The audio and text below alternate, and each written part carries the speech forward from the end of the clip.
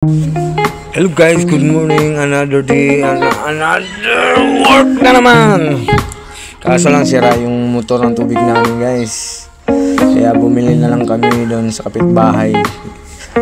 Bumili kami ng tubig para pangligo. Kasi amoy maalat na yung mga itlog namin dito.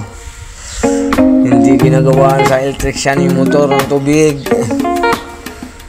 Tara guys, samahan niyo ako. Maliligo tayo. Ito na nga, binitbit ko na yung tubig. Tapos nagubad na ako para maliligo na.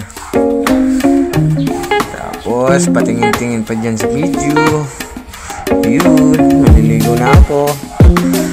Binaba ko na yung sabon, toothbrush, shampoo. Ilang oras pa para maliligo. Yun, naliligo na ako. Mga fresh na rin, mga fresh na.